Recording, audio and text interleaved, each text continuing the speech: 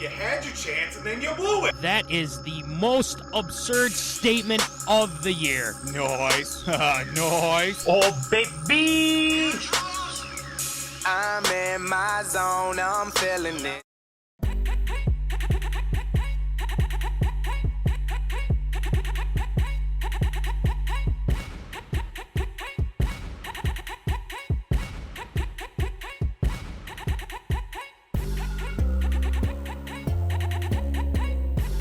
Live from Rock Solid Studios in Granite Falls, it's time for MinneZona Sports, live with DJ Matty C. and Paul the Shield Vold. And this is MinneZona Sports Live. We are back, yes! Episode 81. 81. Last week was 80, now it's 81. We're getting closer and closer to 100, baby. We love it. We appreciate all the love and support that you guys have given us. But, without further ado, I'm your host, DJ Matty C, a.k.a. Matt Callahan, a.k.a. Callahan, a.k.a. Matty C, etc., etc., etc. And all the way from Woods and Shore Studios in Aiken, Minnesota, Paul Volt, Shield. What's going on, Shield? I'm feeling fantastic. I had to throw out a little bit of respect on the name of the Sunshine for helping the Vikings get a W on Sunday, and I'm feeling great right now. We got the double Keenum in the background. It's a big week for the keepers as well. Looking forward to another great show tonight. Me too, and again, shout out to your hat too. I mean, the Kerf Doctor, he's a videographer for Prairie Sportsman. Yes, sir. Shout out to Brett Amundsen. Sydney Dorn, who worked so long and hard on that show, and it's a great season 13, I believe, is coming up. So they appreciate the love, I would assume. But it's a great hat too, very, very comfortable. That it is. But shout outs to them. But anyway, Voldy, it's time for the week 3 leaderboard. We gotta throw it out there before we get into Tater Tot hot take, but. A lot of interesting developments here, okay? Now, week 2 was a domination by former intern guy's brother, Joseph Service. Let's see if he is still in the lead. Here we go. Boom! Look at what we got here. Yes, Whoa. Joe Service is still in the lead. Jeffrey Lurkey, he's sitting behind at 33. And Victor, our guy Victor, sitting at 33 as well. But you know who's creeping up behind? Mikey Ryan with 32, Coom Daddy with 32, and yours truly with 31. And we'll take it. We'll take it. And Cole Munson. There's a bunch of other people. We could go through the list, and there'd just be way too much. But Voldy, you're trending upwards, so that's positive. That's positive. That's a good way of saying you're doing really bad, but not that bad. Yeah, you're only what, 5 behind, and we have how many weeks left? I mean, there's plenty of time. What's the season now? 37 games? I don't know anymore. Who knows?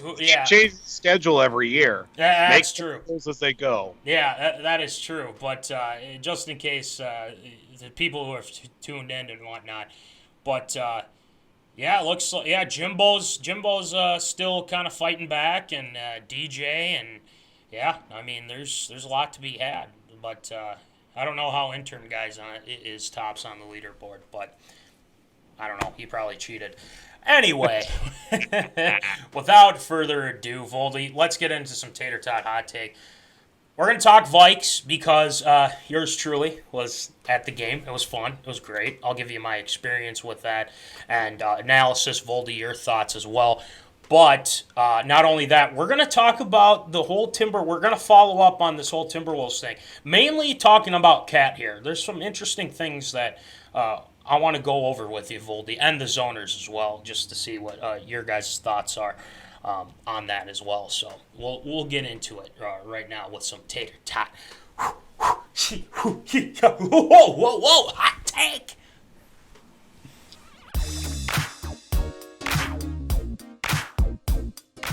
Fresh out of the oven, it's Tater Tot Hot Take.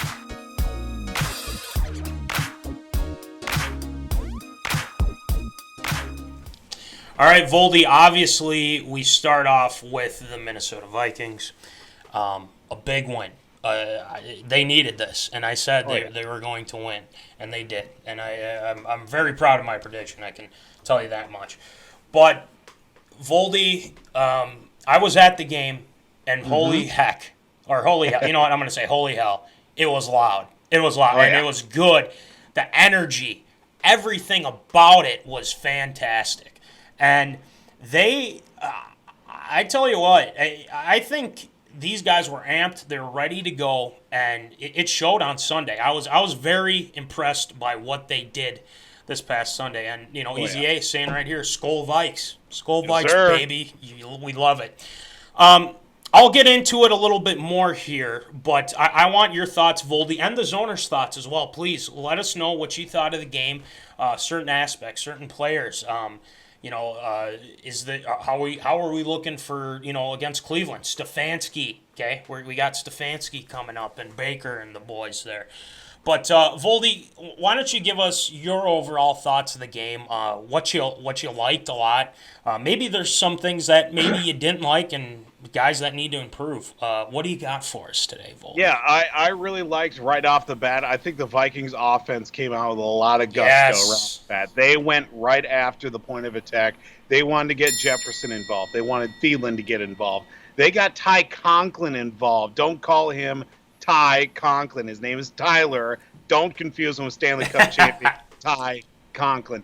That's when you know the Vikings offense was going, when they were letting their going into the year, obviously he was going to be the backup tight end, and they bring in two other guys, Ben Ellefson and then Chris Herndon, getting him involved early, getting him a touchdown. Then you get Jefferson and Thielen in the mix. And then also the fact that going into the game, you didn't even have Dalvin Cook. No problem. Here's Alexander Madison.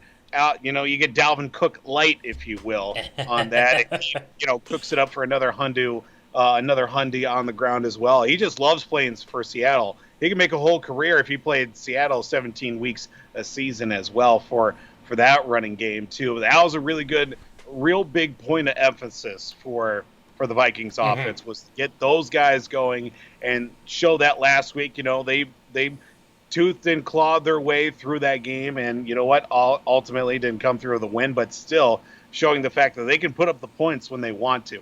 On the defensive side, I really like how the Vikings have been getting after the quarterback, causing the pressure, keeping him in the pocket as well, especially not this Sunday, but the week before, keeping, Kyler Murray contained, most of the time as well. He did break off a few big runs, extended a few plays, but definitely able to get into the backfield. Everson Griffin, we're talking Danielle Hunter off the end as well. It's great to see him getting involved early and often. You know what? And just capitalizing on those plays to set up your offense too has been a really nice, bright spot as well. And the overall development of that third receiver spot, KJ Osborne had a couple of catches late in the game to kind of help steer things in the right direction. D.D. Westbrook hasn't, put up big ungodly numbers, but he's helped out. He's helped out in the return game, which has been a real big help part as well. So overall, I mean, this week and last week should have been 2 wins. We got 1 win, especially against Seattle for the first time since 2009. 2009, we haven't beaten Seattle. I think that game as well was at, the Metrodome in that one. The last time I think that happened. They haven't beat them in over a decade. You finally get it done, and it's really good to see that, especially, again, like the game against Arizona. I had no problems with the overall performance. A couple of big plays here and there didn't go the right direction, but this one, another complete team effort. There weren't a whole lot of negatives that I took away from the game. Well, I couldn't agree with you more. I'll start off with the things that I was not at ease with, and Papa Callahan can attest to this too, because I was sitting next to him and whatnot at the game, and then I had my brother-in-law Nick and my cousin Luke, who I consider my brother as well, and then his dad as well. And when the Seahawks went up 17-7, Voldy, I kind of went to Papa Callahan and I said, I don't think they've figured out the defense, and this is not good for Zim. Like, people are freaking out on Twitter, and that's what happened, obviously. And I will say, U.S. Bank Stadium has great Wi-Fi. I will say that. I'll throw that out there. But good to know. Good to know. Yeah, exactly. And I got concerned because offensively we look great. They scored with I thought DK Metcalf was going to have a monster game. It didn't turn out to be that way in the second half. I mean, he still had over 100 yards, a touchdown, and whatnot. I got him for my fantasy team. Every time he touched the ball, I was like, oh, that's good for my fantasy team. Yeah, it's like, do I cheer? Do I not cheer? Because he's on my fantasy football team, but nobody cares about my team, so we're not. Or that touchdown, I was like, darn it. Well, that's good for my fantasy team.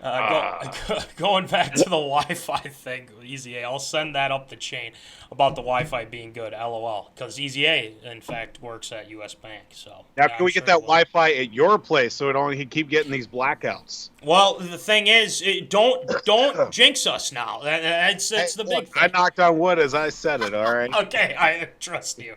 Anyway, but just, okay, so then, like, I was like, okay, defensively, we got to figure this out. And the thing is Zim adjusted. Zim and the defense, Andre Patterson, Adam Zimmer adjusted. And they did a good job of not letting them win with the run game with Chris Carson. And Chris Carson's a good running back, too. But after that drive, they didn't score any points after that. After that 17, when they went up 17, they didn't score.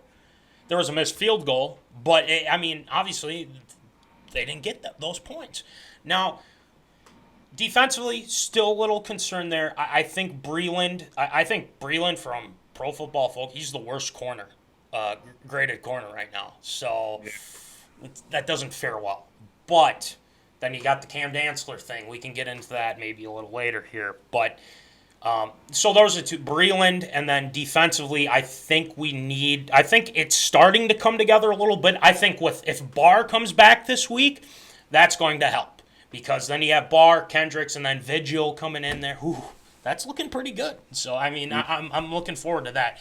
Now, the other thing that I wanted to get at, too, is a lot of the positives. How about Kirk Cousins, man? How about Kirky? He is slinging it, man. And he is throwing touchdown after touchdown. Over 300 yards. 3 touchdowns. He looked fantastic. And he's looked fantastic for 3 games now. And people are talking like, is Kirk Cousins right now an MVP candidate? Wow, he's looking damn good. And I think part of the reason that he's looking really good too is we got to realize that the offensive line, these past 2 games now, I'm not including the Bengal game here now because obviously the offensive line was bad, and Kirk wasn't bad either. I mean, he had a good game too, but the offensive line has figured out how to work cohesively. And I think Rashad Hill, I've been impressed with these past 2 games by him. The interior, they're moving guys left and right. And that's why I think Madison was so successful, but also he was a hard-nosed runner, man. He was knocking the guys down. I mean, he was throwing tacklers off them left and right. And that's something we needed to see in this game because the Seahawks, for one, they're still a rock'em sock'em team. They're definitely not the Legion of Boom anymore. We can both agree, and everyone else can too. But I think offensively we looked fantastic. I don't think I could find anything that would be like, okay, they need to improve here and there. But let's not forget, JJ, our guy, into the end zone once, 118 yards. 9 receptions. So that's looking pretty damn good too. So Justin Jefferson breaking out a little bit more, and that's what we want to see Jefferson, get more targets, and he did. He got 11 targets, and Thielen had a nice game, had a nice touchdown, just a snag. And then, like you mentioned too, Voldy, Gronklin. And yes, I will credit, and here's the thing. I will credit Glancy on this because he did bring this up, and I will credit him for that. But he looked good, man. And the thing is, like, he's not just a blocking tight end. He can catch that thing, man. And that is such a big positive. So, it's looking good. It's looking good for the offense. And thank God. And we talked about this last week, the Seahawks or Russell Wilson, you said 2000, they showed that game when we beat them. You know who was on that team? Sidney Rice. Oh, God. Percy Harvin. And none other than the Silver Fox himself, Brett Favre. That's the last Seneca time. Wallace was still like the backup there in Seattle. You're bringing it back from Wallace, season I think one. Hasselbeck was still QB there. Yeah. Beyond that, they probably had like the 18th iteration good. of Mike Williams as the wide receiver. There's like been 107 Mike Williams in the NFL at wide receiver. This just so happens to be one of them that played there at that time. That was the pre-beast mode days. The pre-beast mode days. Exactly. And and now we finally beat them. Wilson was 7-0 against us. Now he's finally got that L on his right, and we just needed to have this. I'm glad we're kind of over that hump. And I know Zim kind of was like, how good it, like I think one of the reporters asked, how good did it feel to finally beat Seattle? It's like, stop asking about that. He's kind of grumpy Zim, I think, a little bit there, but it's still a big win nonetheless. All right, let's get to the zoners here. Seymour, our guy. Coach Zim and cornerbacks, the theme that stays constant. Yeah. It's true. Pretty much. And I love Zim, and I think he's going to figure this out. The question is, how are you going to handle this Dantzler situation? He tweeted out, I don't want to keep biting my tongue, but hopefully that conversation went well, and maybe Zim... Bite it off. You don't want to keep biting your tongue. Right. Easy says, you like that! You like that! You damn right. I love it. And Kirk is killing it, man. But it looked great, and obviously the experience being there with fans in the stands, Voldy, zoners, huge help, obviously. But the experience was great. It was awesome. After, I think it was like over 600 days since that last game in it was 2019, the 2019 season. It was electric. It was loud. The skull chant was great. The pump up videos were awesome. The entrances were great, and it's a great experience. A lot of people, and it felt great. It felt great to be back, and let's keep it going. Let's keep it going. Mm-hmm. But it's a big win. Obviously, let's now look to Cleveland. Stefanski, Baker, Nick Chubb, Kareem Hunt, OBJ coming back here too. And not only that, Myles Garrett, Jadeveon Clowney, they're coming off a 9-sack performance total for that defense.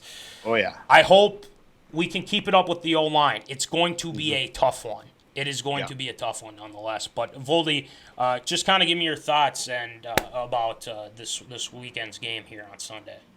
If the offensive line can protect Kirk Cousins against that D-line for Cleveland, it may be a shootout because there's going to be no stopping this Cleveland offense. Yes, they've had spurts where they've had a little bit of trouble. You just listed off about 90% of their weapons. Baker, OBJ back, Nick Chubb, Kareem Hunt as well, Donovan Peoples-Jones, and many other, Austin Hooper as well, who's been a big part of the tight end receiving party that they've got over there in Cleveland too. There are a lot of weapons, and Stefanski coming back to where he saw a lot of great success that did ultimately lead him to getting that job in Cleveland. That's going to be something to keep an eye out as well. It's going to be quite the contest because of the fact that both these teams are riding high on the momentum right now. Their defense made a lot of plays the previous week.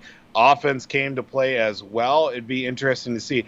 I'm pretty much at this point for each Vikings game here against a tough opponent, maybe a 35-30 game or something like that. It's going to be a shootout. It has to be. Until the defense can prove me otherwise, and especially for the offensive line for the Vikings, they can prove otherwise, saying we can protect Kurt. He had, they maybe gave it, I think 1, maybe 2 sacks against Seattle or something. At least 1 for sure that I can remember, maybe 2. But it's going to be a question mark every single game in my mind. And you know what? If they can get the ball out of Kirk's hands and into the receivers, give it into hopefully Dalvin back this week. If not, Madison and that group in the backfield.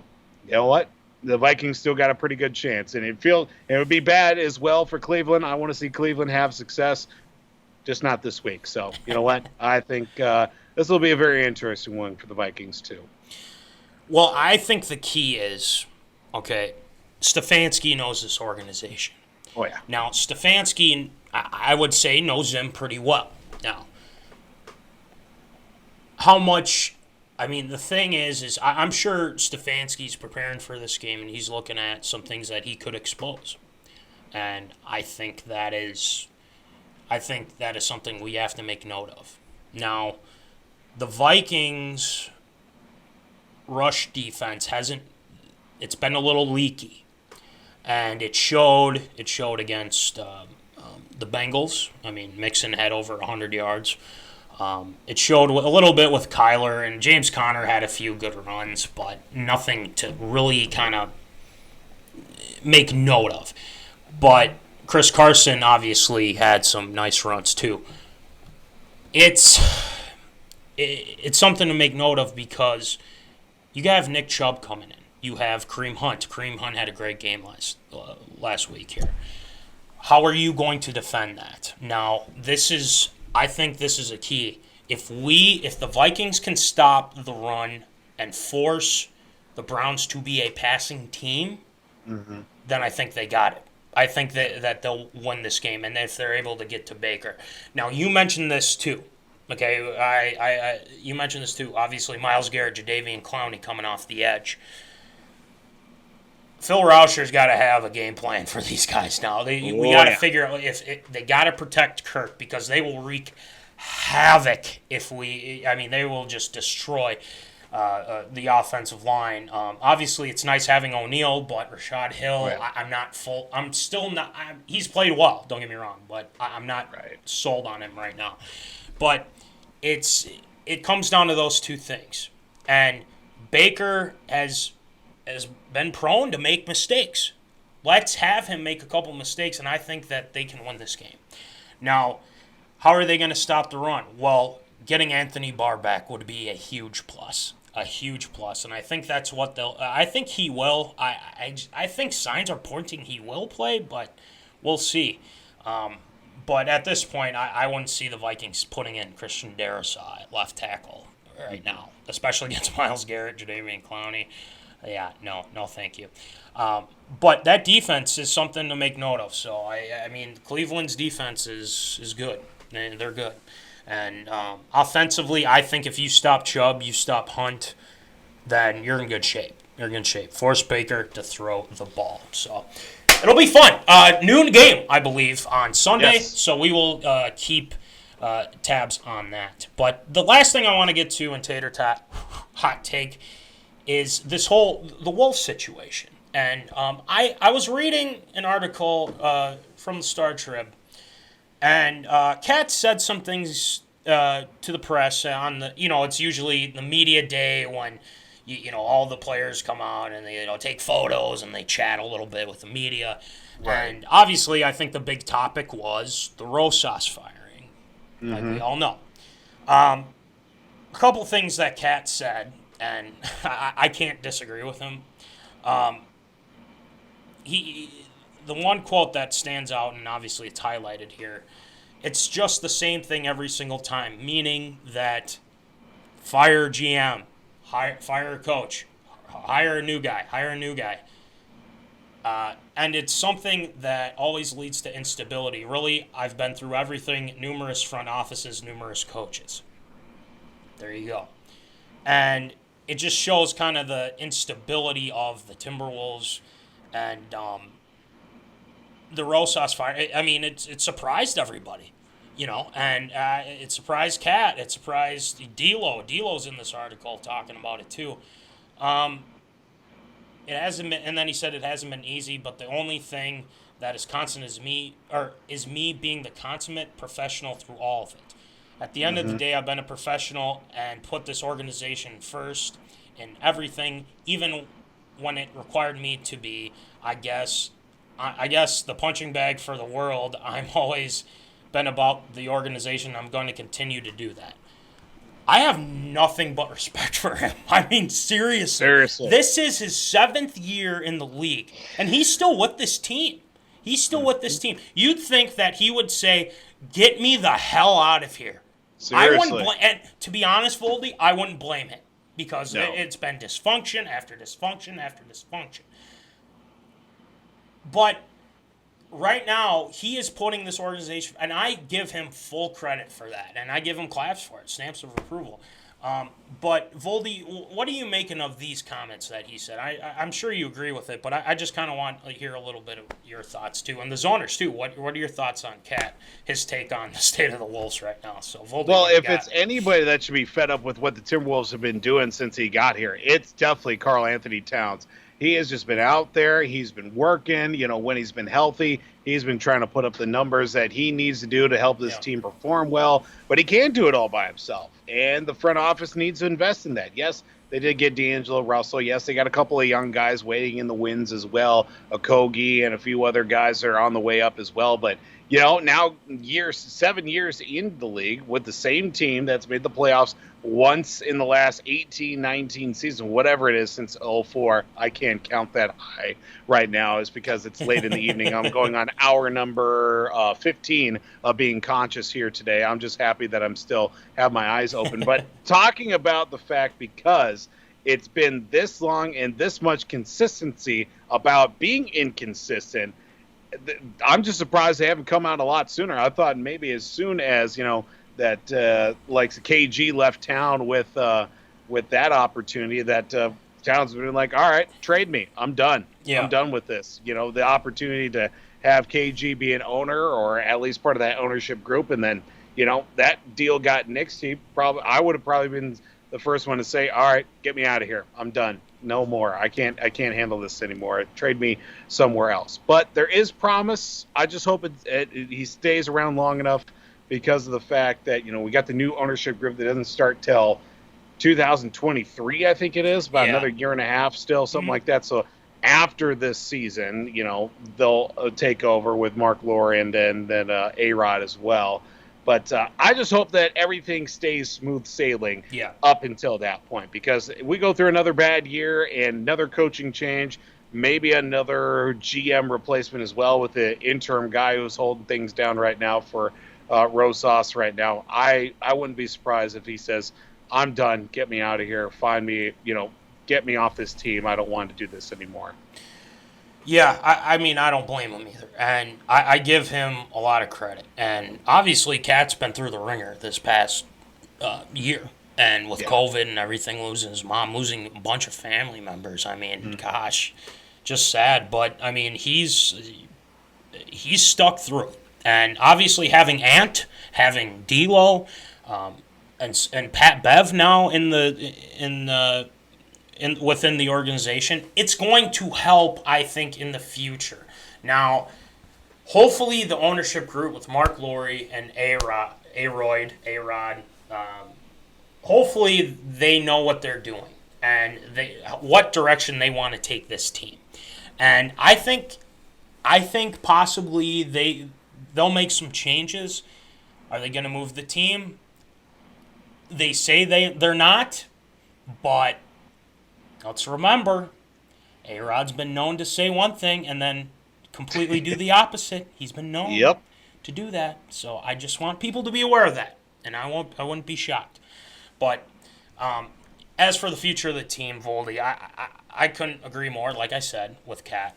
And I give him a lot of credit.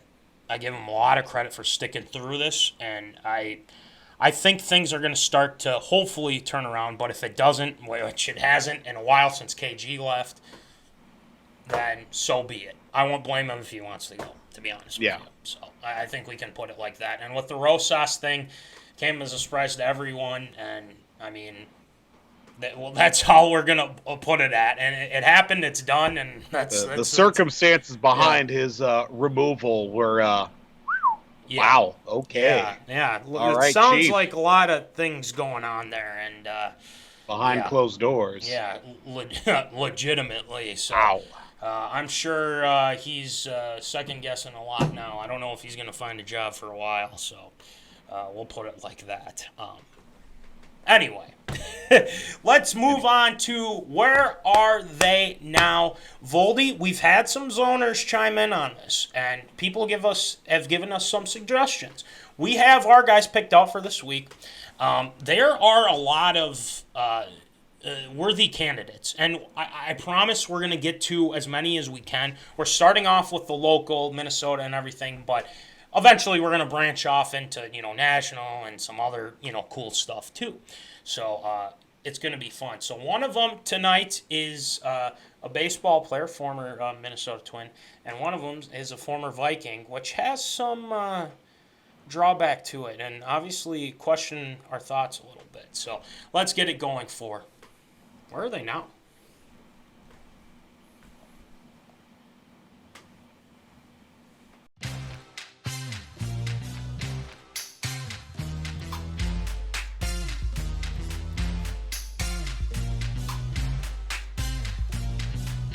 Check your milk carton.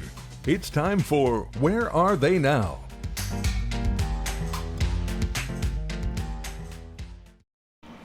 I just love that the graphic that Curve Doctor made. Just a fun thing. And it's a fun segment, nonetheless.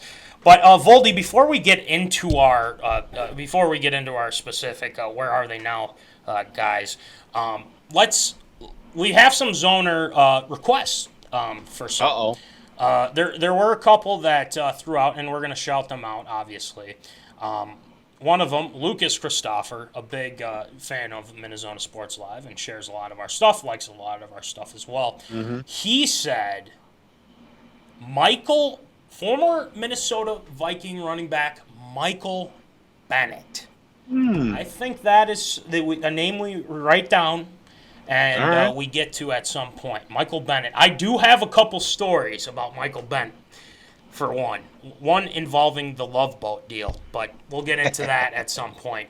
But also we have one from Skull Hype on Twitter. Everyone go follow him too. I mean, he's been great. Great content, great Vikings takes as well. He said Napoleon Harris. That is another one that I like a lot. That's a deep cut right there. Yeah. And I think that'll be on the list as well. So we'll mark that down and put that on our list. But those are some pretty good ones. I love it when the zoners chime in on some of them. So if any of the zoners have any more, please send them our way. All right, Voldy, let's start with you tonight. Okay, let's start with your Where Are They Now? Check the milk carton, all that fun stuff. So. Please, floor is yours, sir.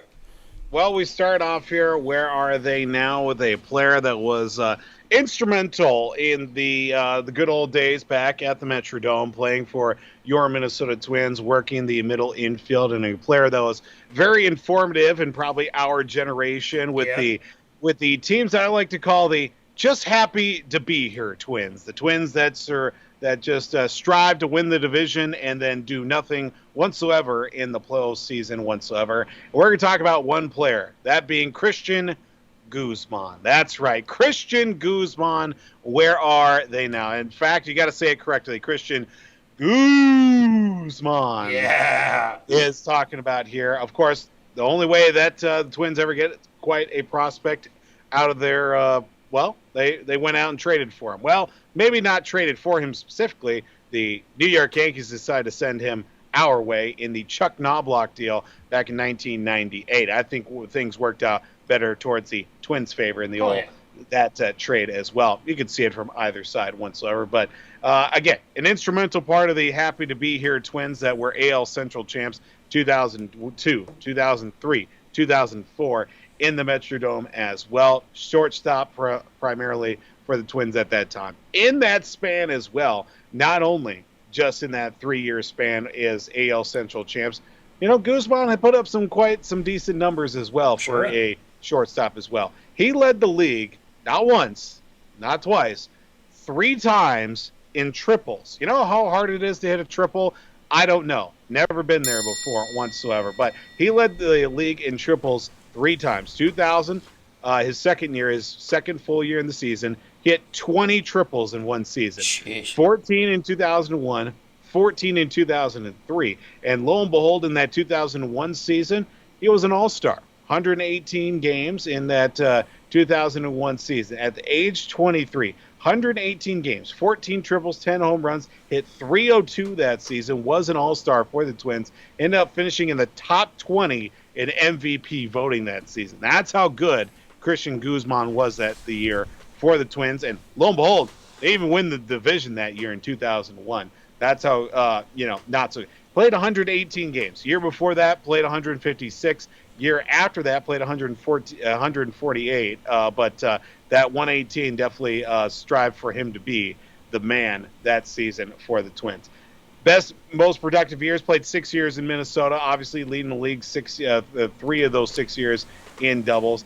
Then after the 2005 season, it goes from 1999 to 2005. So those 6 years, ends up going to play for the Washington Nationals. A lot of dead teams those early 2000s. The first season of the Washington Nationals in our nation's capital, playing at old RFK Stadium as well. First year of the Nationals, well, it didn't go so well for him. 2005, again, not a good year for Guzman. But you know what? Played 142 games, ended up hitting .219 that year. Had some troubles with his vision, had to have eye surgery, which then, unfortunately, coupling that with a shoulder injury in that same season, had to sit out 2006, an entire season with major shoulder surgery. Did have a nice year in 2008 with the Nationals, ended up being an all-star again for a very bad team for the likes of the Washington Nationals. Did end up hitting .316, and by that point of his career, things were looking a little bit downward. Played another season in the nation's capital in 2009. By that point, things were on the outside looking in. In 2010, played the first half of the season with the Nationals, and at the All-Star deadline, or the trade deadline, I should say, ends up getting traded to Texas, which actually worked out, I think, more towards the favor of the Nationals in that sense. Ended up getting a couple of decent prospects, one of them being of which a starting pitcher for them who put up a few decent seasons, Tanner Roark in that sense as well. But that was at the time when Texas was looking to make a playoff push at that time. Come to a year later, the next year after that, back-to-back AL American League champions, ending up the World Series, not winning either one of them as well. But that's another story whatsoever. But we take a look back at what it could have been for Christian Guzman. 6 years with the Twins, starting his career. And again, this was at the Metrodome. This was the heyday of the Metrodome. You can throw in all the young guys. I mean, he was starting 2, 3, 4 years ahead of guys that would have become household names. He was before Kadire. He was before Mauer. He was before Morneau. Those guys were, from 2006 onward, Mauer came up in 2004. So after that, it was all uphill for him at that point and for the Twins in that juncture as well. But, he was the guy. And it's just, it leaves you wondering what might have been if he would have played his whole career with the Twins as well. Who knows? Maybe we wouldn't had a Brian Dozier in our system. And you look at some of the other guys, those Latin American players that came through as well. You get Carlos Gomez, you get Alexi Casilla as well. Who knows if the Twins would have ever dodged a bullet with Nick Punto in the middle of the field. God, I wish they would have never had him in the first place. I have a fear and loathing of Nick Punto in the first place. Again, another story whatsoever. But where are they now? Well, Christian Guzman's enjoying retirement. Him, wife, kids, all enjoying life out on the East Coast right now. It was actually funny that we were going to do Where Are They Now? Lo and behold, not even 5 minutes after you text me, what pops up on my phone? It's a little video story that, Bali Sports North did about Christian Guzman. There you go. Hispanic Heritage Month as well. So where are they now? Christian Guzman, living his best life. What might have been here if he would have stayed with the Twins his whole career. Exactly. And I just remember going to games at the Metrodome, and the announcer, I forget who the announcer was at the time at the Dome, but he was fantastic. I think he passed away some time ago, but he was fantastic. If you know the name, please let me know, and Zoners too. But he would always say, Christian Guzman. I just loved it. And I was such a big fan of him, and he was great, man. And he was fast. He was a great He's a great infielder, and he was. I loved Christian Guzman, and when he was traded, I was pretty pissed, to be honest with you. I didn't want him to go. When the Twins going to play an indoor game at U.S. Bank Stadium? Seriously, when are they going to do it? Sorry to get off topic. No, that's fine. But I'm so glad to hear that he's doing well, and he's in the East Coast. He's got kids, and the Twins are doing a story on him. And I believe he showed up for a game and whatnot, and Probably, in good spirits and whatnot. So Christian Guzman, Voldy. Right when you sent me the message about it, I was like, yes, do that one. I love it. And there's some things that I didn't even know. Like for instance, and then I'll get into mine here very briefly, but leading the MLB in triples, that is awesome, man. I mean, three times, 2000, 2001, 2003.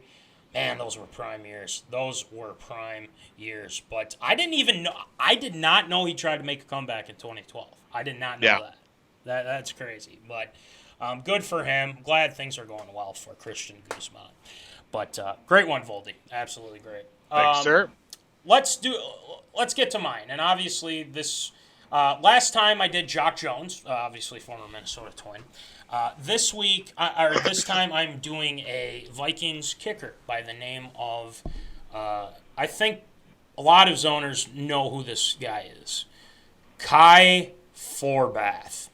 Kai Forbath. Now, I won't say that it was a abject failure with Kai Forbath, because actually it was mostly good.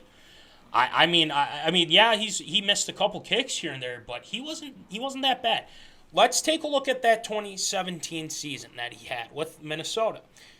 He was 84% making kicks in 2017, so that's good. That's not bad. I mean, we want to see more in the 90s and everything like that, but everything with Minnesota kickers is one thing, but. He was 84% of kicks made in 2017, so that, not bad, and whatnot. And, before that, he was with, I think he was with Washington, and, even after. We'll get into that. But now, another positive that he had, and obviously we'll get in more depth at a different time with the Minneapolis Miracle. That's saved for a special occasion, right?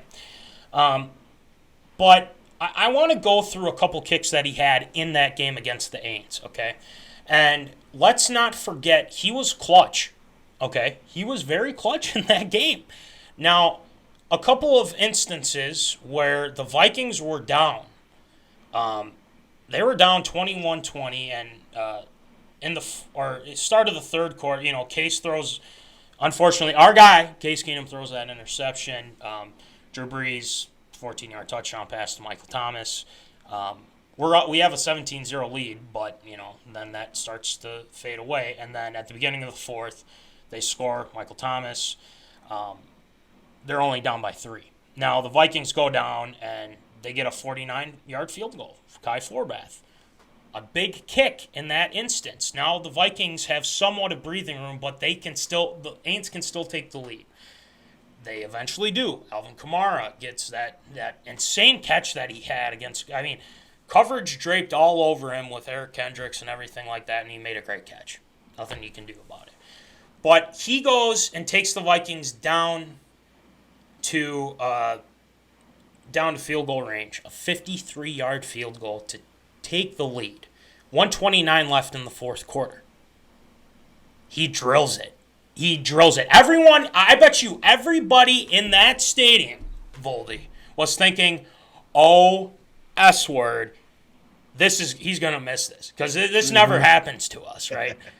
But he nailed it. And my God, I was so happy that he got it. But at the same time, too much time for Breeze, right? So he goes down, and then we all know what happened after that. We'll get into that at another time. But the reason why I bring this up is Kai Forbath had a good 2017. It wasn't great. It wasn't like, oh my gosh, this is great. 84%, not bad. It could be better. I think we could all agree on that. Now, the Vikings decide after that 2017 season to bring in someone younger, one Daniel Carlson. And Daniel Carlson wins the job. He gets Kai Forbath. Well, first of all, when he was drafted, Kai Forbath heard news of it, and he was pissed. From what I understand, he reporters actually tried calling him, and he didn't answer, and he was pretty pissed. So they had the kicking competition. Carlson wins, but, I mean, who really did win in that situation, especially when Carlson was kicking in that Green Bay game? Well, we don't need to go over that. And obviously, with his success now, it's a curse. Kickers are a curse in Minnesota. We can all agree on that. Yep. But my question to the Zoners, and to you, Voldy, too, did the Vikings just give up way too soon on Forbath? Did they see? Obviously, they saw that Carlson was probably better in practice and whatnot, and they liked him a lot. He had some range. But coming off that 2017 season, you would think that they'd have faith in what he's been doing and give him, what he wants. I mean, he wasn't terrible, That's the big. I mean, did they give up way too soon on him? Should they have kept? Maybe they should have just. I don't think you're going to let go of a 5th-round pick. That's a tough pill to swallow if you do. But Kai Forbath, even after the Vikings cut him, there really wasn't much to talk about there, Voldy and Zoners. Yeah. He went to Jacksonville, which I completely forgot in 2018. He only played 3 games for the Jaguars, and he made 4 out of 5 for the Jaguars, and then was cut. Then the Cowboys come in and sign him. Then he gets cut again. But he was perfect in those 4 games, and they cut him, which is interesting. And then he gets brought in by the Rams in 2020, only made 2 kicks out of 3, and then he was cut again. Where's Kai Forbath now? Zoners, Voldy? I don't know. I think he's still looking for a job. Maybe I was gonna say he's a kicker. He's probably just staying loose. He'll get a job in like the next 3 weeks or something. Exactly. It's usually how it works. But the reason why I wanted to bring this one up is because it's interesting because he was consistent. He wasn't awful. He missed a couple here and there, but I feel like nowadays, I don't think a field goal's a for sure thing anymore. I mean, unless you're like Justin Tucker. I mean, good Lord, what a leg. Even then. Yeah, even then, too. I mean, he's missed a couple in his career, too. So, I mean, it's hard to fathom why Vikings kickers do so bad. Is it because we give up on them too soon? I just think right now, the Vikings don't know what to do. I think Zimmer doesn't know what to do. Spielman's just they're frustrated as well. And yeah, you can point the finger at them, but in this case, I don't know what you have to bring in some type of specialist. I say you call up and Curve Doctor will like this. You'll call up Ryan Longwell and say, we're going to give you a coaching position and we're going to have you coach these guys. I would honestly reach out. Because I just felt like Longwell is almost a for sure thing all the time. So, Voldy, let me throw that to you. Did they give up way too soon on Forbath? I think, yeah, they really did, though. And the Vikings have gone through this spell of kicker woes ever since, well, obviously since Blair Walsh missed the field goal against the Seahawks. And then after that, it just seems you get like a season and a half with the Vikings and a kicker, and then that's when it all goes to hell. Kai Forbath, you throw in, Dan Bailey in the mix, Daniel Carlson as well. I mean, after the Vikings let go Carlson, he goes to the Raiders, and now he's one of the best kickers in the league right now with the Raiders, which is just another curse of Minnesota right then and there. But they gave up on him way too soon there as well. Kai Forbath, yes, I think they gave up too soon on him, but, now we're 2-3 years removed from it, And what do we see now? I mean, I don't know if Dan Bailey is still out there or not, looking for a job or not. But probably 2-3 years down the road, we'll probably be saying, "Man, we gave up on Dan Bailey way too soon," or something like that as well. It's the way of the world. This is the Vikings. Kickers are going to be the problem for the end of the time. Kickers and the offensive line. That's just how it's always going to be, unfortunately. Even when the day does come that they do win the Super Bowl, that's just how it's going to be. It's like, well, we didn't win because of our kicker, or it's like, oh, we didn't win because of the offensive line and everything that goes along that. Kai Forbath, I think they did give up a little too soon on him because of the fact that they throw in Daniel Carlson, true rookie, just go out there, see what happens, misses a couple of kicks. Yeah, get the heck out of here. You're done. It was, and Zim's famous line was, a person said, or I don't know what the question was, but it was something along the lines of, what made you make that decision to cut up Daniel Carlson? And Zim says, "Did you see the game? That'd be why," or something like that. It was savage for one, but I think Daniel Carlson showing, hey, screw you, buddy. I'm still in the league and doing quite well. But getting back to the Forbath situation here, he did miss a kick in that game, in the divisional game. But that was at the end, and I'll say that it was at the end of the half, and it was like a 50, I think it was like 57, 58, or whatever it was. I mean, that's a tough kick in itself, even for the best too. But he was he made 3 of 4, and he made all his extra points in that game. So I don't know, man. It's just the curse of Minnesota. But anyway, that is for our Where Are They Now? And we'll do more. And we've got our list now building up with Michael Bennett, Napoleon Harris from Lucas, and Skull Hype as well. So we'll make sure we get that out to you. But anyway, let's move on to ARA, Voldy, because we've got there's a lot of cool football topics, and then also MLB playoffs and some NBA, interesting NBA COVID, unvaccinated, vaccinated stuff. So let's get it rolling with some approved. It's time for everyone's favorite segment, Absurd or Approved.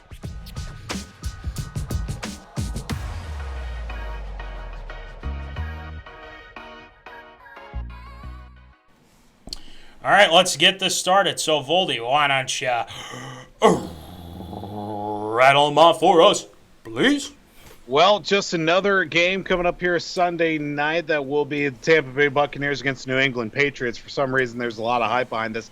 Oh, yeah, that's right. Tom Brady makes his triumphant return to Foxborough to take on his old team, I've been here the New England Patriots, this time in the visiting locker room against the New England Patriots and with his Tampa Bay Buccaneers as well. A lot of things in the media being said, a lot of compliments, maybe some backhanded compliments as well being thrown left to right. But we come down to brass tacks, it's going to be settled on the football field. I'm sure there'll be some nice, hey, how are you? It's good to have you back. But as soon as that whistle blows and that first kickoff goes up in the air, there will be a booze of flying left and right.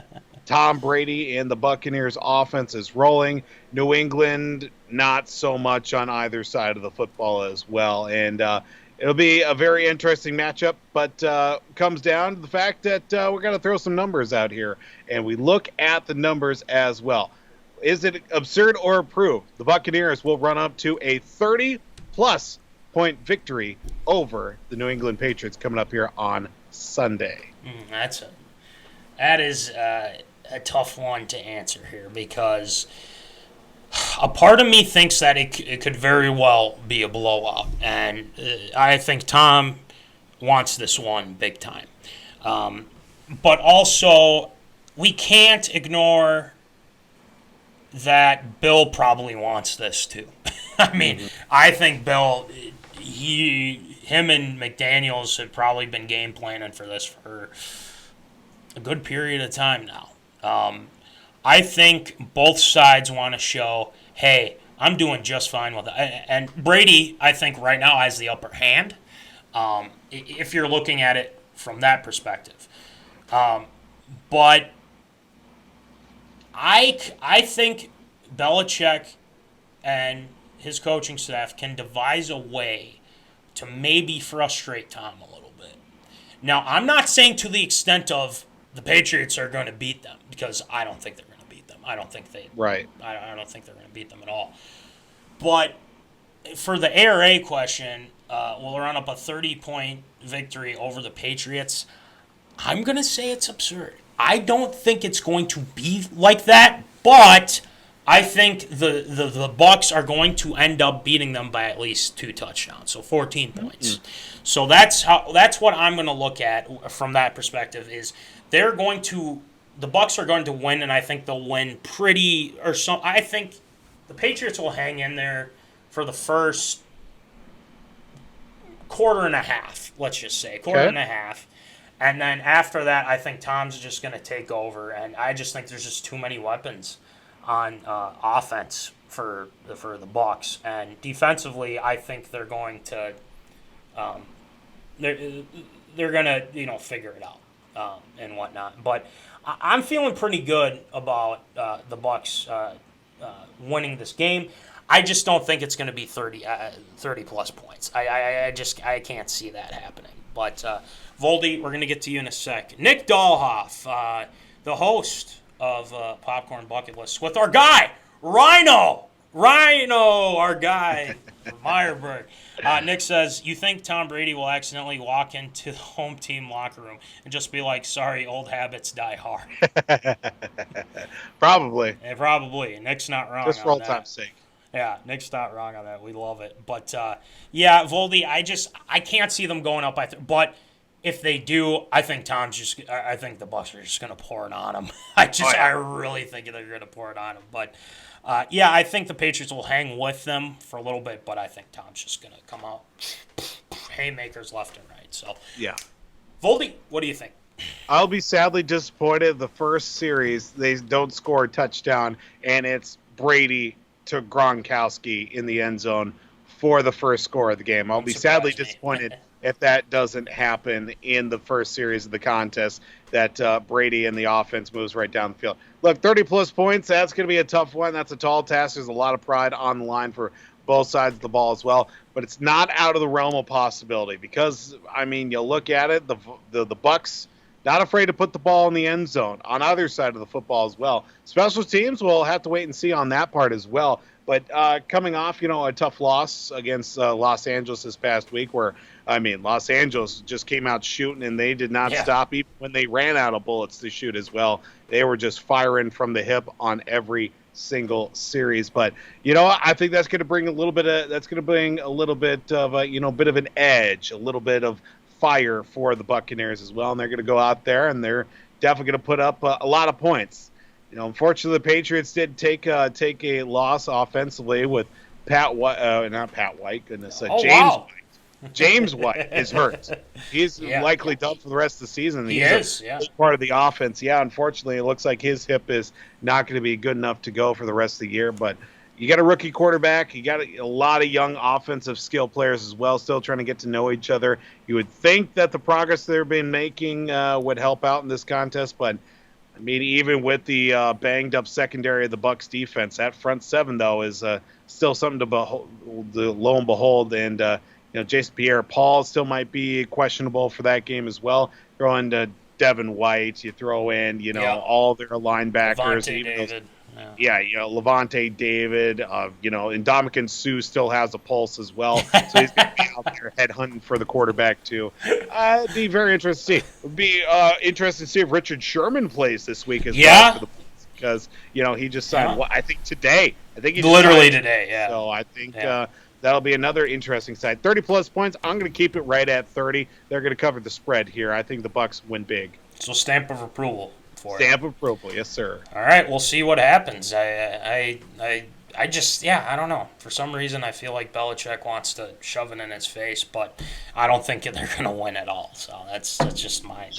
Have to look into this too. Is New England the only team that Tom Brady hasn't beaten yet? Is there any? other teams? that I think that's it. Yeah, yep. Yeah, I think that's just one team because Brett Favre did it when he was with the Vikings, and he hadn't beaten the Packers. So I don't know how many other players and or quarterbacks have beaten every single team. I don't know if he's just the only one, Brett Favre or not, but I guess we'll have to look into that when, Brady beats the Patriots here on Sunday night. That's a good point, Voldy. We'll see. It'll be fun though. I did like the promo they had though. I really enjoyed that. That was really good. The one time I've watched a Sunday night football game in probably the last, a good while, if it's not the Vikings and or Patriots and or Tom Brady, the Buccaneers. I was up long enough to actually see that, and I thought that was hilarious. That was hilarious. Hello. It's me. All right, let's move on to our next NFL topic. Voldy.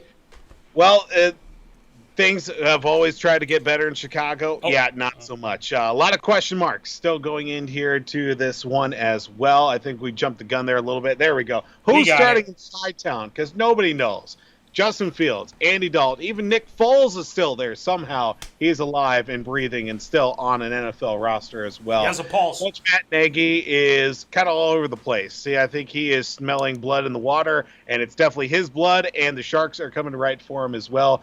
Who knows if he makes it out of this week, even if they do win and or lose. Question marks all around, but Matt Nagy did say that he said on Monday that, you know what? All quarterbacks are being up for consideration to start here this week as well. Andy Dalton went out with a little bit of a knee tweak this past week, so Justin Fields got his very first start. One net passing yard in a 26-6 loss to the Cleveland Browns when he got sacked 9 times, 4.5 times by Myles Garrett, which the Vikings do play here on Sunday as well. A bruised left knee Andy Dalton does have, and, that means that all cards are on the table right now. Not so much an absurd or a proof, just a simple question. Who's going to be starting QB for the Chicago Bears coming up here this week? Who do they got? I think they got Detroit, or something like that. I did see it. Now I'm losing my mind. Oh, yeah, the Lions. Yeah. Yeah, there you go. Lions. Lions. The lowly Lions. I saw a lot of just backlash to Matt Nagy, and I just love some of the react. Like Dan Orlovsky from ESPN, he's like, I'm going to say this right now. Matt Nagy should be fired right now. I'm just like, wow, that's a little much.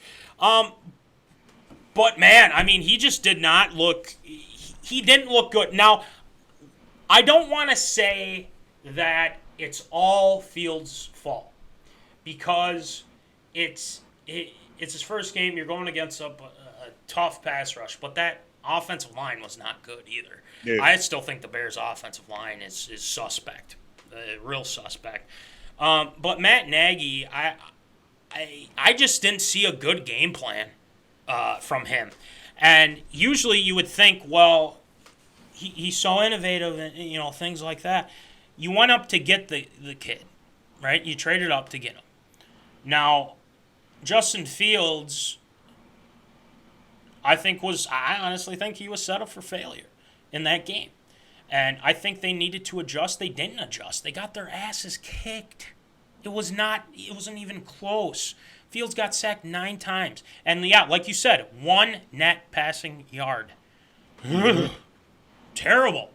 Absolutely terrible. Now, I think Fields could have done a lot of things better here, but he's a rookie. He's a rookie. And I think it showed he may need a little bit more time. And I think he can be a pretty good quarterback, but that performance, I think, kind of goes both ways. But to answer your question, who's going to be starting quarterback? And this is going to sound just weird. Because it's a quarterback carousel, and it's not a good carousel for one. I think you just go back to Dalton at this point, and the reason why I say that is because that's who they started off in training camp with, and that's who they progressed with. I don't see this being positive for this team putting Fields back out there. Now, yes, it is the Lions, okay, and if they decide we want Justin to take on, the Lions here, which I think is not a bad idea because the Lions are Lions. But Also, I think if Dalton's healthy enough, I just go with the guy you got, honestly. Mm-hmm. So I'd probably say, I'd say Andy Dalton at this point. But it wouldn't surprise me if they said, all right, Nick Foles, let's see what you got again here. But, I'd go with Dalton. But you know what? If the Bears are going to keep doing this carousel, it works out for the division opponents. So we'll see. Voldy, what do you think? I just don't still understand why Nick Foles is on an NFL roster. I mean, if he's good enough, he'd be starting somewhere. But the fact that he went from Super Bowl champ to Super Bowl chump in like 2 seasons, not even, and he's been run out of town to wherever he has been, even out of Philly too, even after he signed that big deal with Jacksonville. That didn't work out so much and has just been running circles ever since and still can't get it figured out. I would say if Andy Dalton is good to go for this, for this week, I would definitely start him as well. I don't know why. I think it's definitely going to take a year for Justin Fields to get the flow of the game. And obviously, we saw you threw him right into the deep end of the Shark Tank. And he did what he could and took his licks and got up because of it. 6 for 20, 68 yards, sacked 9 times in his first NFL regular season start. Not exactly how people want to get their career started as well, but I from the moments I did watch from the game as well, just seemed he was hanging on the ball a little bit, trying to let plays develop. But you don't get rid of the ball quick and see those plays as they develop. You're not going to last too long here in the league as well. But I don't blame him at all. It was a very interesting. It was a short week. A lot of turnover, a lot of inconsistency on that offensive line. I'd be surprised if the Bears. I wouldn't be surprised, I should say, the Bears lose this week. If Matt Nagy might get fired, I don't know. I would probably throw it out there. But if Andy Dalton's good to go, I'm throwing in the red rifle. I'm throwing him out there. And if Nagy gets fired, it wouldn't surprise me. Yeah. I think they've kind of been fed up with him, and I think he showed up late to the press conferences, and he's just kind of been on an island by himself. So, hey, if the Bears aren't going to be a threat to us, then that's for the Vikes. That's fine. We'll keep it like that. But I'd go with Dalton too, Voldy. I agree with you. So we're gonna roll with that. All right, here we go. Third week with this another big news. Let's do it. Yep. Go ahead. Well, welcome back to the league, Josh Gordon. Once again, 30-year-old wide receiver was announced here earlier this week that he is expected to sign to the Kansas City Chiefs practice squad and expected to be a promotion shortly to the active roster right after that, after being reinstated in the NFL for the 4,827th time, and will also probably be suspended here in the next 7 to 8 weeks for the 9,367th time as well by Roger Goodell and crew. But the Kansas City Chiefs may have gotten themselves another steal of a deal, a la did the New England Patriots a couple years ago when they picked up old Josh Gordon as well to help bolster the offense. Because if there's anything that the Chiefs have been kind of hampered with is a true number 2 wide receiver. Obviously, they have Tyreek Hill as their number 1. They got Travis Kelce.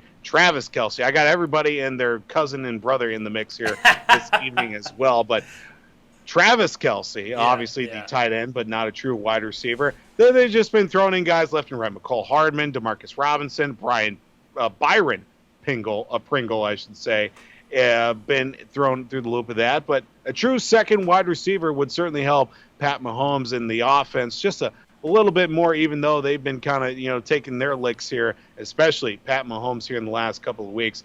Looking here as just the situation as a whole, absurd or approved. We talk about the fact that, Josh Gordon, his suspensions become more and more frequent. Will it take to week 13 for Josh Gordon to get suspended once again from the NFL? Week 13.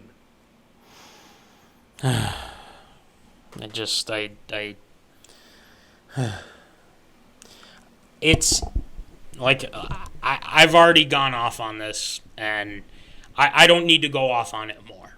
Let's talk about it from the perspective of a football perspective. Does it make sense?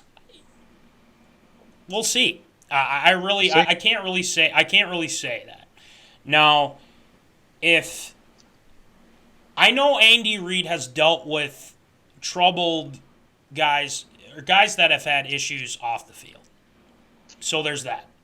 I think you put it nicely, Voldy, in our Zona chat, that if Bill can't even fix Bill Belichick, then I don't think Andy Reid could either. But I think at this point, you look at it and you can maybe use him as a weapon. Yes, you have Patrick Mahomes, so this could work out okay. I think it's very possible that he could do well. But to answer your question, Voldy, I think he won't make it to week 13. I don't think he makes it to week 13. The reason why I say that is because I don't trust him. How can you trust this guy? Seriously, I mean, every time that this has happened, he's had, we've got the right people. He's in rehab. He's this, this and that. But why does it keep happening? Why? That's my question. Why does this keep happening? It's because he doesn't listen. He doesn't listen. And he'll say it to you at face value, I'm fine and everything like that, but he just doesn't do it. You can't trust him. And if he goes, hey, all claps out if he makes it. He makes it then. Mm-hmm. But I don't trust him.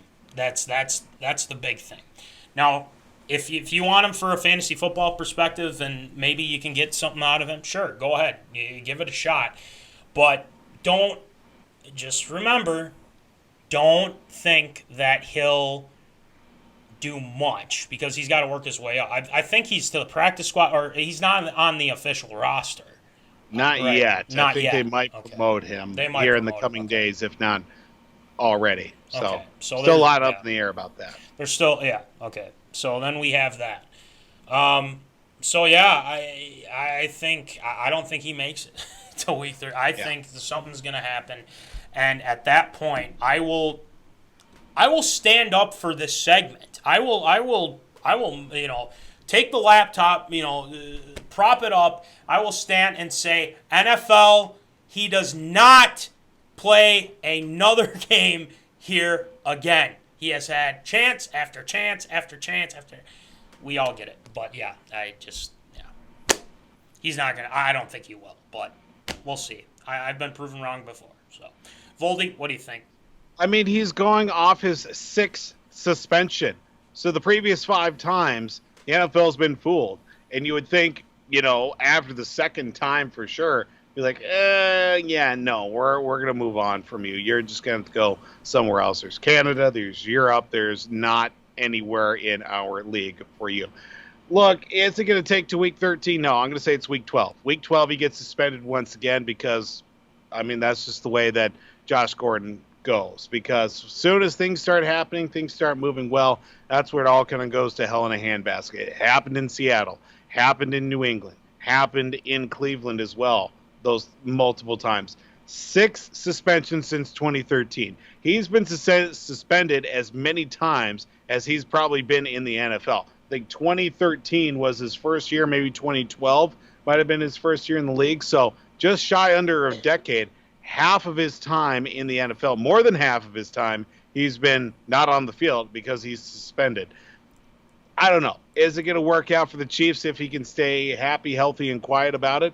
Absolutely. If he is half the player that he was in Seattle and or New England and the Browns as well in his time, he's going to be another great receiving threat, to be another down-the-field threat for them as well because, beyond Tyreek and maybe Kelsey, who can get you about 30 yards on a clip, and you can get Tyreek streaking down for 40, 50 on a given route. Josh Gordon's out there. He's got that long, lanky frame. He can make things happen. But you know what? Stuff off the field, that's his Achilles heel right then and there. Week 12, he gets suspended once again from the NFL. I think, we're just going to have to see in the coming weeks. That's the main thing. So, I don't know. All right, next one. Voldy. Well, we are into the crazy yet awesome part of the Major League Baseball season where every single game matters because there are still multiple playoff positions available for both sides of the coin in the American League and the National League as well. So we take a look here at some potentiality of playoff spots that have yet to be clinched as well. Well, two teams that are already in. We'll take a look here first off of who's already in the playoffs. Got the Dodgers, got the Giants. Boom, that's done. Brewers clinched earlier this week as well. They'll be able to lock down the NL Central title as, again, the Tampa Bay Rays have also clinched their playoff spot once again. Of course, they're into the postseason after representing the American League in the World Series this past year. Chicago White Sox won the Central Division, and the St. Louis Cardinals winning 17 straight games after being at a little over 1% chance in the early goings of August to make the playoffs. They made the postseason. 17 straight wins. I think they're going for 18 tonight as well. And we're on the cusp right now. Could be one more win, or somehow if they lose and another team loses as well. Houston Astros have their magic number to win the AL West at one game. But there's still a few key matchups that we're watching to see here as they develop. But we're taking a look here at two matchups. Two teams, one makes it in, one doesn't into the playoffs as well, the way the wild card does work out here. So between the Yankees and the Blue Jays, which is on TV right now, actually, I believe that score is in that contest. Right now, the Yankees are in the first wild card spot in the American League, while also leading in the likes of another way as well. So it's between the Red Sox and the Yankees right now in that wild card spot currently. But the Blue Jays nipping on the heels a little bit. I think they're in spot number 3 right now with that rotunda that is in the AL East. Who makes it in between those three teams? The Yankees, the Blue Jays, and the Red Sox. Of those three teams, which two are making it into the AL wildcard spots? Oh, boy. That's a great question because I looked this up, man. I will admit I haven't been following as much MLB as I should because I've given up on the team. Unfortunately. Yeah, unfortunately, I know. Because pull ads, all that, Twins, yada, yada. But I'm going to give credit to one zoner, and he's actually at the Twins game right now, Matt Metzler. Matt Metzler said before the seasons, I have a bold prediction.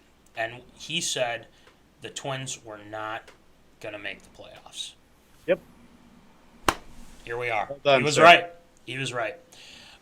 So you tip your cap. I tip my cap off to Mets on that. The White Sox win the division. Yeah.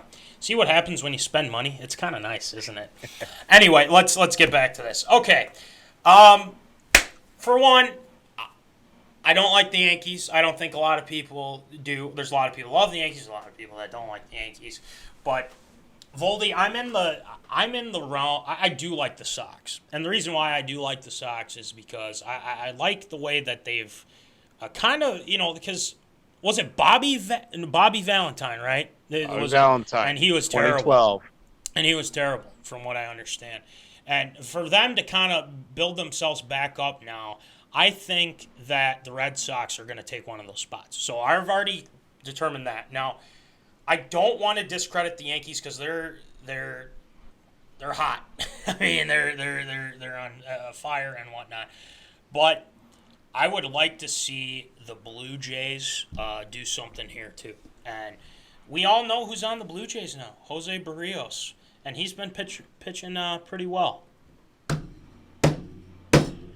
It's nice to have pitching, isn't it? But now I'm looking at this, if the season ended today, the first wild card would go to none other than the Yankees. Second wild card, the Red Sox. It looks like the Rays have pretty much wrapped things up in the East. I'm going to go out on a limb. I'm going to say the Blue Jays. I'm going to say the Blue Jays. Screw it. Blue Jays, Sox, doesn't matter. I'm going to say Sox 1, Blue Jays 2. We're going to go with that. I'm calling it right here. And the reason why I'm saying that is because I just want the Yankees to just have ruin and everything like that. And you know what? If it doesn't turn out that way, then forget it. Whatever. So, Voldy, What do you think? I'm looking at the scores right now. It didn't help the Red Sox yesterday that they lost the 101-loss Baltimore Orioles last night. True.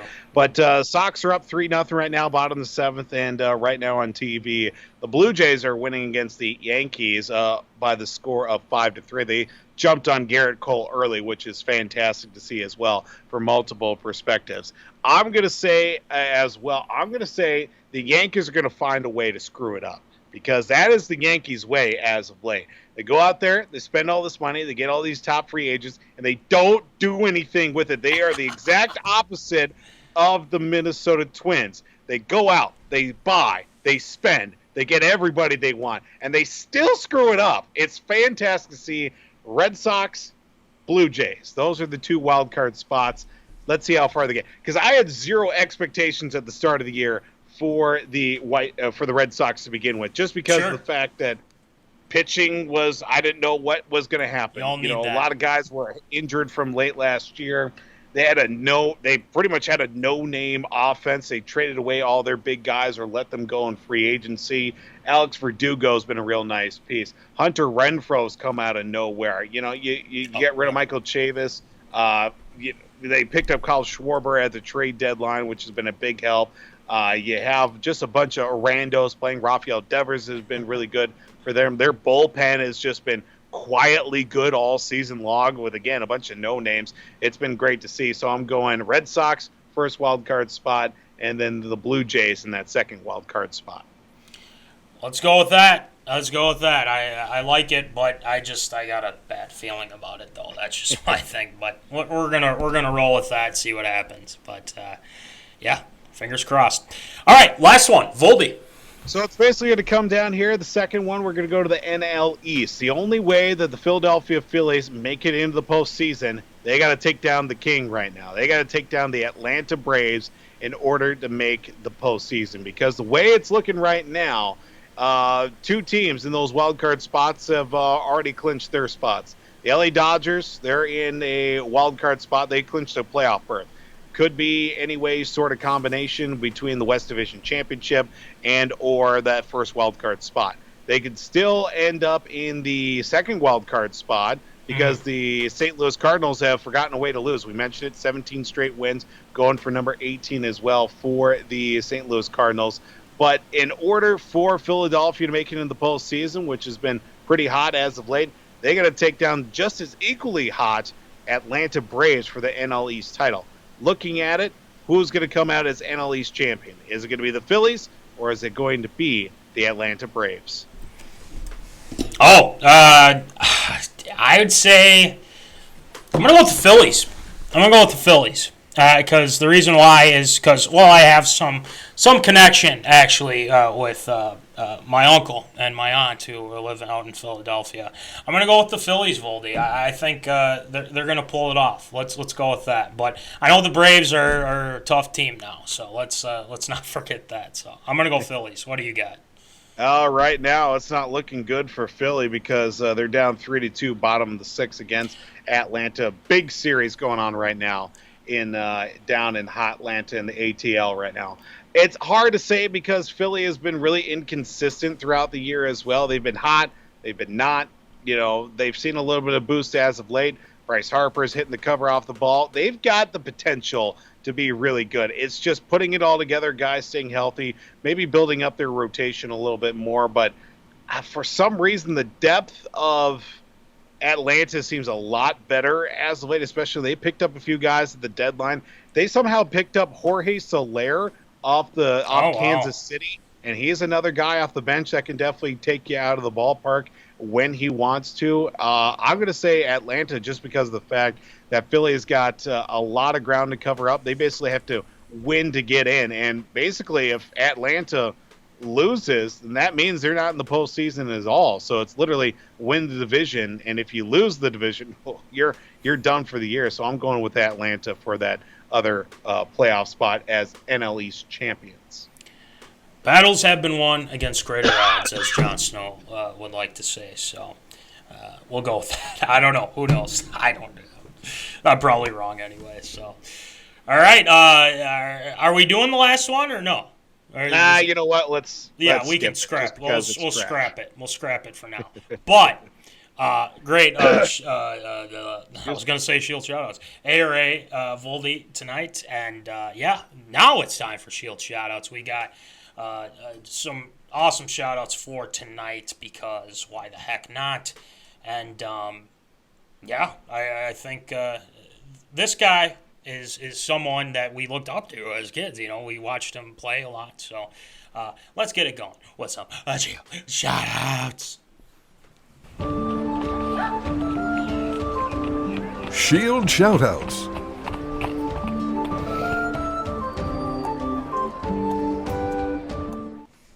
All right, Voldy, who you shouting out tonight?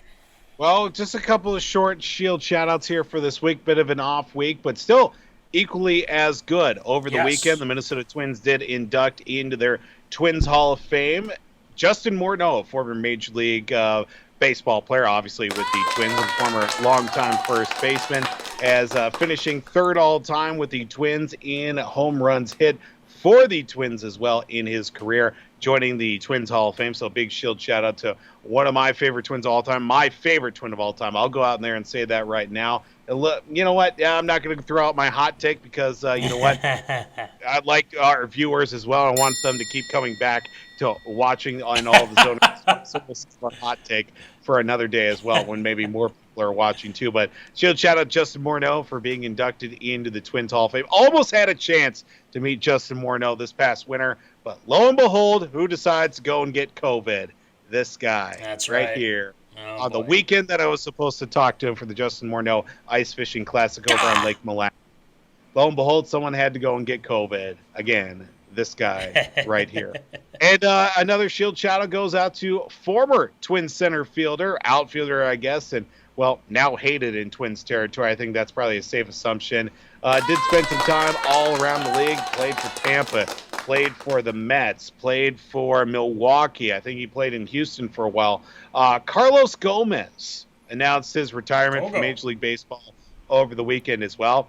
Guess he was still trying to make a comeback in the league. It had been a couple of years since he last played. I think last time I saw him, he was playing for Tampa, I think, before they got good again. But Carlos Gomez, old Go-Go Gomez, announced his retirement from Major League Baseball. Another one of those players, if you thought, you know, what might have been if he would have stayed a Twin as well. Sure. Definitely would have been, you know what, no short of highlight moments. A lot of inconsistency at plate, but never short of excitement with the on the base paths and out in the outfield as well. So a Shield shout out to Carlos Gomez and his retirement from Major League Baseball. Just another quick little Shield shout out as well. Sure. Of course, making it back from the Black Hills from over the weekend.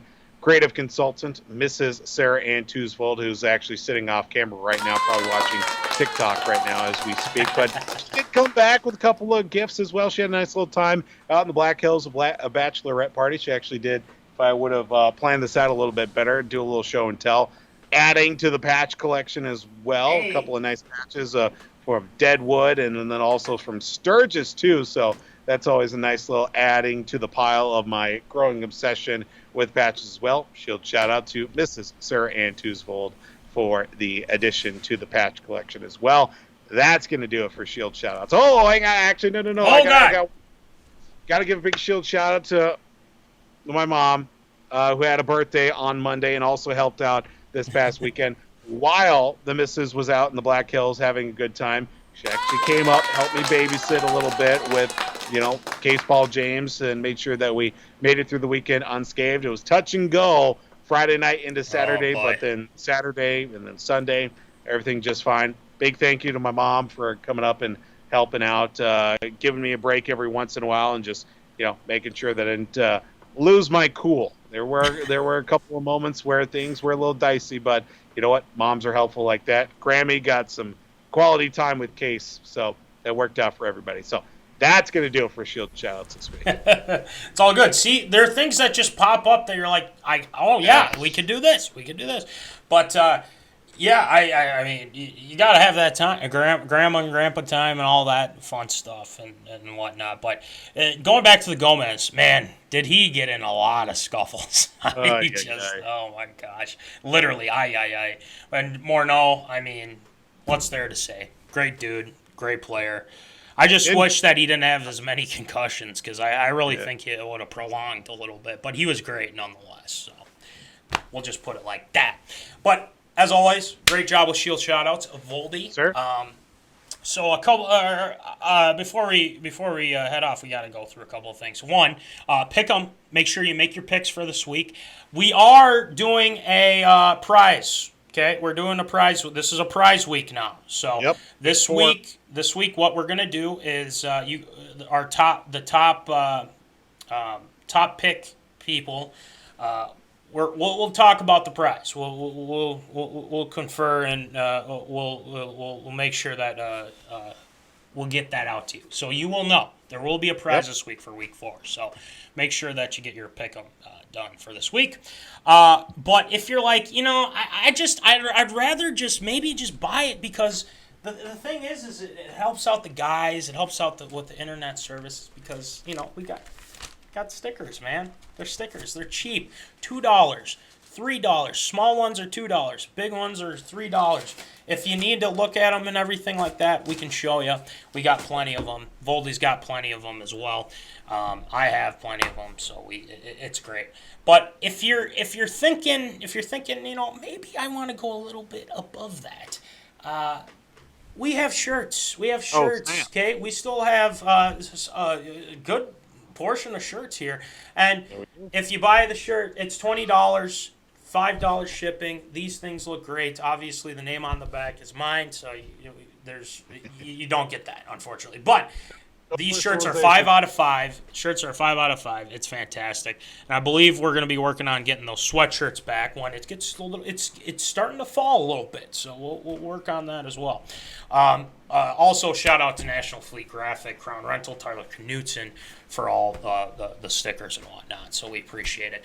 But make sure you check out W2 Performance, though. The Barbell Nerds, Will Rattel, our guy, he's posting videos left and right. I think he was doing something with running up hills. I do know a lot about that, to be honest with you. Still won't come on the show, though. He's dogging us, man. I think it's just that red pepper thing. Hey, look, let's set that aside. Let's be professionals about this. Will Rattel, I'm calling you out. Get your rear end on the show. Let's hash this thing out like men, even though he could probably rip me in half very easily. He's dunking on people, too. So he's just a beast, man. But anyway, he's got stickers for Barbell Nerds. It's only $2, so they're awesome. It's awesome. I still have it on here. It's great. No inclinations is going to fall off, but it's great. Also, check out this. I hope Jack's watching. I really hope that Jack's watching. Jack's Junkyard. Make sure you check out Jack's Junkyard. He has apparel now. It's a great sweatshirt. Very comfy, very stretchy, too. I really like it. And it's great for fall. It is fantastic for fall. So make sure you check out Jack's Junkyard. He's got stuff posted. He's got TikToks. He's got everything. He's been busy, but you know what? It's a great show. We support the guys that support our show. And speaking of another show, Breaking Into the League, Sam Gabrielli, Ryan Martin, they've got their podcast available on Spotify, Apple Podcasts. I don't know if they've had any new content, but the season's starting up here, so we'll make sure we link up with those two and get it to you, zoners. So it'll be fun. We're looking forward to it. But anyway, Voldy, great job as always. And thanks, sir.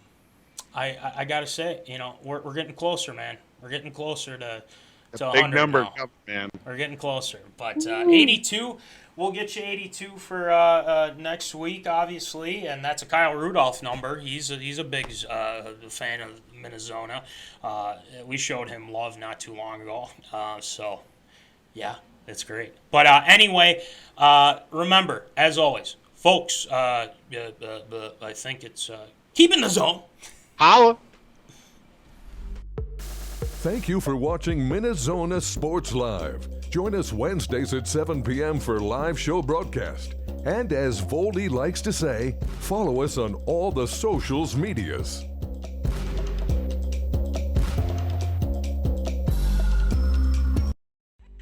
What's up, zoners? Ben Lieber here, former Minnesota Vikings linebacker, telling you to tune in to MinneZona Sports Live every Wednesday at 7 p.m. right here on Facebook Live. Skol Vikes!